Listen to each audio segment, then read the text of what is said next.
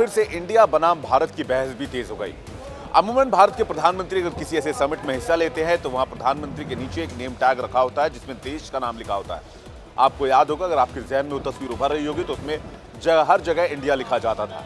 लेकिन आज जब भारत बनाम इंडिया पर बहस चल रही है तो वहां आज जब प्रधानमंत्री नरेंद्र मोदी G20 समिट में वेलकम स्पीच दे रहे थे तो वहां पर जब वो बैठे तो वहां पर उनके नाम के नीचे भारत लिखा हुआ था। यानी सरकार भारत के नाम को प्रमोट कर रही है और ये दूसरी बार था जब भारत देखने को मिला। इससे पहले हमने देखा था कि किस तरह से जब जो G20 के राष्ट्राध्यक्ष हैं उनके लिए इन्विटेशन लेटर और बाकी जो मेहमान हैं उनके लिए इन्विटेशन लेटर प्रेसिडेंट की ओर से छपा था डिनर के लिए, तो उसमें भारत की ओर से, प्रेसिडेंट ऑफ भारत की ओर से भेजा गया निमंत्रण लिखा हुआ था। इसी को लेकर बहस एक बार फिर से तेज हो गई है। क्या एक बार फिर से ये मामला तूल पकड़ेगा?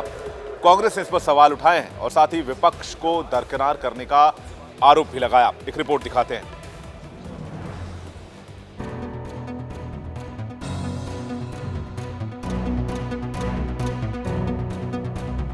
G20 शिखर सम्मेलन की शुरुआत प्रधानमंत्री नरेंद्र मोदी के स्वागत भाषण के साथ हो गई। इस दौरान सबसे खास बात यह रही कि मंच पर प्रधानमंत्री नरेंद्र मोदी के सामने लाए जाने वाले कंट्री नेम प्लेट पर इंडिया की जगह भारत लिखा हुआ था।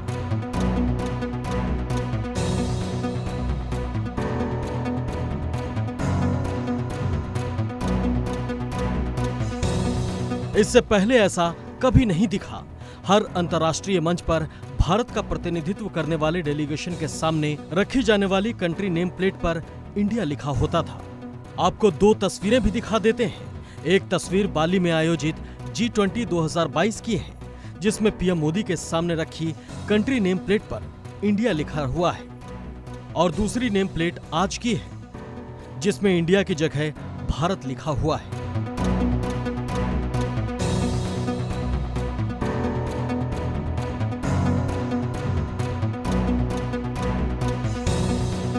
इंडिया की जगह भारत लिखा हुआ कंट्री नेम प्लेट की तस्वीरें सामने आने के बाद एक बार फिर से देश के नाम को लेकर चर्चा तेज हो गई है। देश में एक बार फिर से नाम को लेकर चर्चा तेज हो गई है, इंडिया या भारत। आज जब प्रधानमंत्री नरेंद्र मोदी G20 समिट का उद्घाटन करने के लिए आए और जब वो वेलकम स्पीच दे रहे थे तो प्रधानमंत्री जहां पर बैठे हुए थे वहां एक नेम टैग रखा हुआ था, उस पर भारत लिखा हुआ था और इसी को लेकर अब सवाल पूछा जाने लगा है। एक बार फिर से कांग्रेस इस पर सवाल उठा रही है और कहा जा रहा है कि इस पर विवाद बढ़ सकता है। आपको याद होगा पिछले साल जब बाली में भारतीय प्रधानमंत्री G20 समिट में हिस्सा लेने के लिए पहुंचे थे तब वहां पर इंडिया लिखा हुआ था। इसके पहले भी यूएन में जहां पर भी भारत के सदस्य या फिर भारत का डेलीगेशन बैठता है वहां इंडिया लिखा होता है, लेकिन अब भारत को प्रमोट किया जा रहा है और कांग्रेस इसी पर सवाल उठा रही है।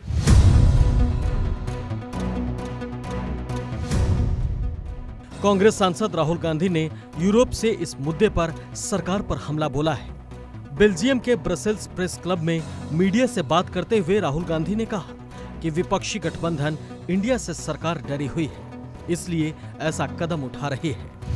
There's a little bit of fear in the government. These are distraction tactics. We of course came out with the name India for our coalition. And it's a fantastic idea because it represents exactly who we are. We consider ourselves to be the voice of India, and so the word works very well. But it's obviously disturbed the Prime Minister enough that he wants to change the name of the country.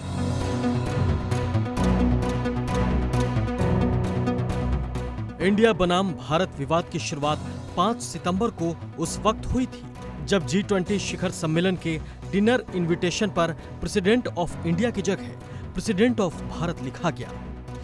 दरअसल नाम को लेकर सरगर्मी शुरू हुई जब एक खबर आई कि संसद में विशेष सत्र बुलाया गया है और उसमें देश का नाम बदला जा सकता है। इसमें देश का नाम भारत किया जा सकता है इंडिया से।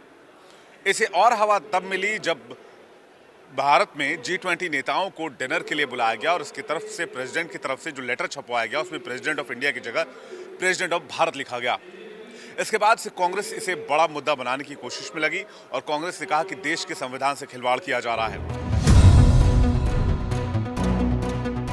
डिनर इनविटेशन के सामने आने के बाद विपक्ष ने आरोप लगाया कि देश की सरकार देश का नाम इंडिया का इस्तेमाल बंद कर केवल भारत कहे जाने की योजना बना रही है और ये भी कहा कि संसद का विशेष सत्र भी इसीलिए बुलाया जा रहा है।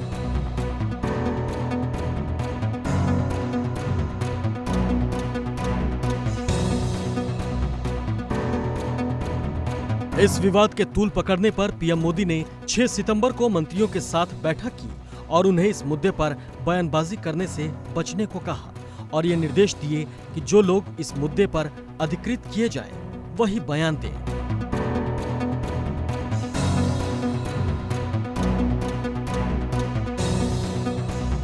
प्रधानमंत्री नरेंद्र मोदी के आसियान समिट में शामिल होने इंडोनेशिया जाने से पहले भी केंद्र सरकार ने एक बुकलेट जारी की थी, जिसमें भी the prime minister of India के बजाय the prime minister of Bharat लिखा गया था। प्रधानमंत्री नरेंद्र मोदी का इस मुद्दे पर जो एक्शन दिख रहा है, G20 में जो वसुधैव कुटुंबकम की थीम है और भारत मंडपम में भारतीय संस्कृति परंपरा का जो समावेश है, उससे जाहिर हो रहा है कि सरकार देश के गौरवशाली इतिहास को दुनिया के सामने रखना चाहती है। सैकड़ों सालों से जिस नाम से इस भूखंड को जाना जाता रहा है, उस भारत नाम को दुनिया के सामने भी रखा जा रहा है।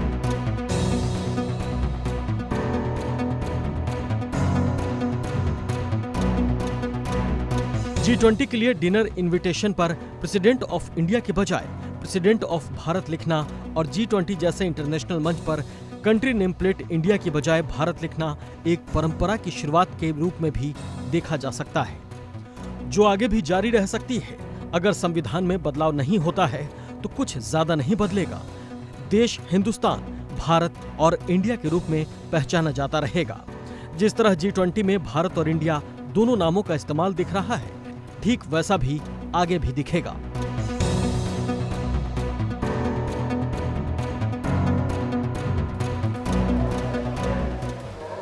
तो दिल्ली में इस वक्त मौसम बहुत सुहावना हो गया है। G20 समिट के दरमियान इस वक्त आप देख सकते हैं मेरे ठीक पीछे बारिश हो रही है, ठंडी ठंडी हवाएं चल रही हैं, दिल को सुकून देने वाली ये हवाएं हैं। और इस बीच G20 का आयोजन, काफी खूबसूरत ये नज़ारा इस वक्त हम देख पा रहे हैं और लाइव आपको बता रहे हैं कि दिल्ली में इस वक्त प्रगति मैदान उसके आसपास हल्की बारिश का सिलसिला जो शुरू हो गया है। लेकिन एक तरफ जहां बारिश के साथ मौसम सुहावना हो गया है, वहीं दूसरी तरफ आज सियासी गहमा गहमी का दिन भी रहा। एक तरफ जहां G20 समिट का आयोजन हो रहा है, इंटरनेशनल जलसा लगा हुआ है, तो वहीं दूसरी तरफ 40 देशों के मेहमान पहुंचे हैं। लेकिन कुछ घरेलू नेताओं को न्योता नहीं भेजा गया, ये आरोप भी सामने आए। आरोप ये भी सामने आया कि कुछ के लिए गाड़ियों का इंतजाम नहीं हुआ। कुछ सीएम ने आरोप लगाया कि उनकी हेलीकॉप्टर को, उनके हवाई जहाज को दिल्ली के एयर स्पेस में घुसने नहीं दिया गया। तो गृह मंत्रालय की तरफ से कहा गया कि सुरक्षा कारणों की वजह से ये फैसले लिए गए थे, सरकारी उड़ानों का इंतजाम किया गया था। आरोप प्रत्यारोप का दौर किस तरह से चलता रहा, कांग्रेस ने क्या क्या आरोप लगाए हैं, एक और राजनीति किस तरह से हो रही है, एक रिपोर्ट इस पर भी आपको दिखाते हैं। ये उन तमाम नेताओं, मुख्यमंत्रियों की तस्वीरें हैं जो G20 के डिनर कार्यक्रम में शिरकत करने दिल्ली पहुंचे हैं। इसमें क्या पक्ष क्या विपक्ष, सभी पार्टियों के चेहरे हैं। एकनाथ शिंदे दिल्ली पहुंचे, गोवा के सीएम प्रमोद सावंत आए, गठबंधन इंडिया वाले भी हैं।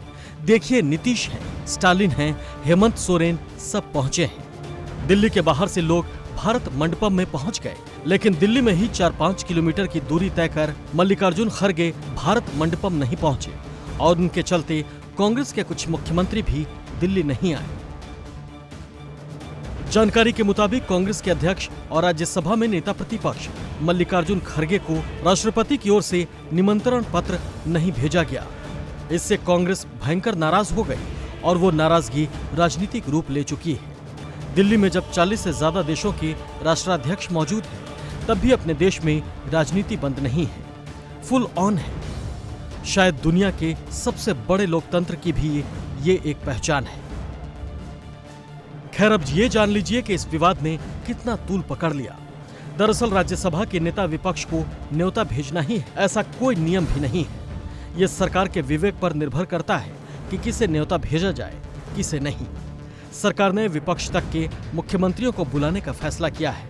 आपने देखा, कई लोग आए भी, लेकिन मल्लिकार्जुन खड़गे को न्योता नहीं भेजने को कांग्रेस ने राजनीतिक मुद्दा बना दिया।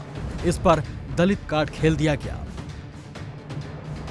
जिसकी शुरुआत विदेश में बैठे राहुल गांधी ने की। यूरोपीय देश बेल्जियम से राहुल गांधी ने कहा कि यह कार्रवाई सरकार की सोच दर्शाती है। They've decided not to invite the leader of the opposition. It tells you something. It tells you that they don't value the leader of 60% of India's population, and it's something that people should think about. Why they're feeling the need to do that, and what is the type of thinking that goes behind that. Tamil Nadu से कांग्रेस के नेता हैं मोहन कुमार मंगलम। उन्होंने राहुल की बात को और भी खुलकर कहा कि मोदी हैं तो मनु हैं। उनके मुताबिक खरगे को इसलिए नहीं बुलाया गया क्योंकि वो दलित हैं। कांग्रेस के सीनियर नेता पी चिदम्बरम ने इसे लोकतंत्र पर हमला बता दिया। ट्विटर पर लिखा, मैं कल्पना नहीं कर सकता कि किसी दूसरे लोकतांत्रिक देश की सरकार वर्ल्ड लीडर्स के लिए दिए गए राजकीय भोज में विपक्ष के नेता को आमंत्रित नहीं करेगी। ये सिर्फ उन्हीं देशों में हो सकता है जहां ना तो लोकतंत्र है और ना ही विपक्ष। शिवसेना नेता संजय राउत भी राहुल गांधी और कांग्रेस के बयान का समर्थन कर रहे हैं। छोटे मन की बात है। जब मन छोटा होता है राजा का, प्रधानमंत्री का, राष्ट्रपति का, तब ऐसा होता है। हमारे देश के विपक्ष के नेता मल्लिकार्जुन खड़गे साहब, जो इंडियन नेशनल कांग्रेस के अध्यक्ष हैं, आप उनको न्योता नहीं देते, ये आपके मन में डर और भय है। यह विवाद इतना बढ़ गया है कि कांग्रेसी राज्य राजस्थान और छत्तीसगढ़ के मुख्यमंत्रियों ने निमंत्रण के बावजूद दिल्ली नहीं जाने का फैसला कर लिया। हालांकि उसके लिए अजीबोगरीब दलील भी दिए। सबसे पहले जानिए अशोक गहलोत की बात। अशोक गहलोत की ओर से कहा गया कि उनके हेलीकॉप्टर को दिल्ली के लिए उड़ान भरने और दिल्ली में लैंडिंग की इजाजत नहीं मिली, लेकिन इस पर केंद्रीय गृह मंत्रालय की ओर से फौरन खंडन किया गया। ट्विटर पर जारी बयान में मंत्रालय ने कहा, राजस्थान के मुख्यमंत्री के अनुरोध को खारिज नहीं किया गया। सभी मुख्यमंत्रियों और राज्यपाल के सरकारी विमान को दिल्ली में लैंड करने की इजाजत है। सिर्फ निजी चार्टर विमान के लिए MHA से विशेष अनुमति लेना जरूरी है। ये बात तो 100% सही लगती है, क्योंकि अगर मुख्यमंत्रियों के विमान की दिल्ली में लैंडिंग पर रोक होती तो नीतीश कुमार दिल्ली कैसे आते। महामहिम राष्ट्रपति जी का आया है, निमंत्रण मिला है कि यहाँ आज के दिन आइए, तो उसी सिलसिले में आए हुए, और कोई बात ही नहीं है। लेकिन कांग्रेस के एक और सीएम भूपेश बघेल ने भी गहलोत वाली बात दोहराई और कहा कि दिल्ली कैसे जाते, पूरी दिल्ली नो फ्लाइंग जोन घोषित है। हालांकि कैमरे पर उन्होंने इस पर कोई बयान नहीं दिया। खरगे को निमंत्रण नहीं दिए जाने पर बोले, ये तो दुर्भाग्यजनक बात है मुख्यमंत्री जी कि नेता प्रतिपक्ष को यही तो असहमति का सम्मान होना चाहिए। लोकतंत्र में विपक्ष का महत्वपूर्ण रोल रहता है, और ऐसे में यदि उसको नहीं बुलाया जाना हो, तब ये तो सीधा सीधा लोकतंत्र पे हमला है। तो असली बात यही है कि चाहे गहलोत हो या बघेल, ये सभी बस फ्लाइट लैंडिंग की अनुमति के बहाने खरगे के मुद्दे को हवा दे रहे थे। देखिए, इसके पहले इंदिरा जी 40 साल पहले 100 राष्ट्र के तो उसके राष्ट्राध्यक्ष या प्रधानमंत्री आए थे।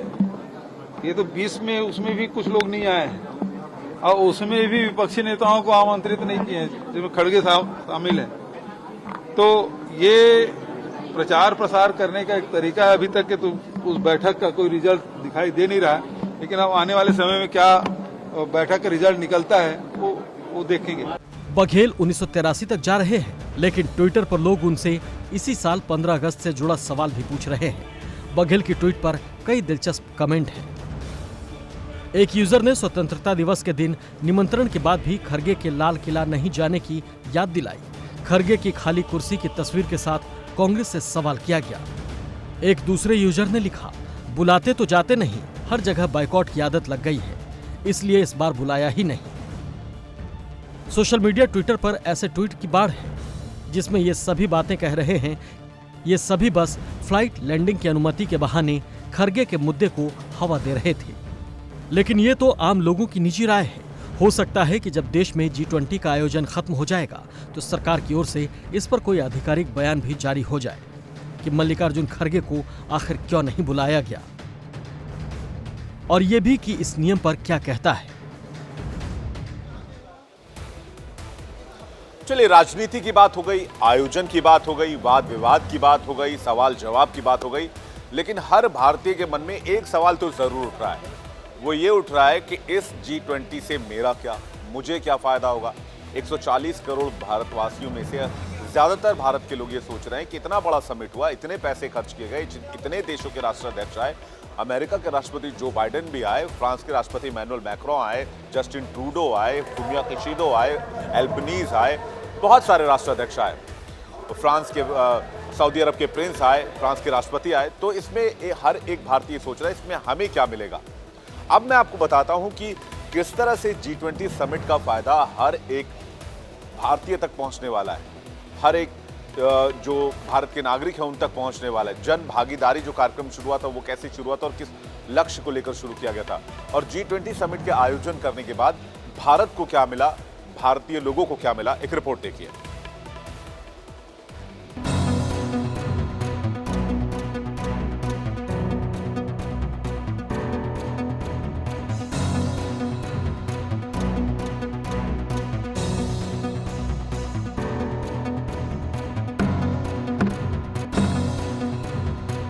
दिल्ली में दुनिया भर के नेताओं का जमावड़ा लगा है।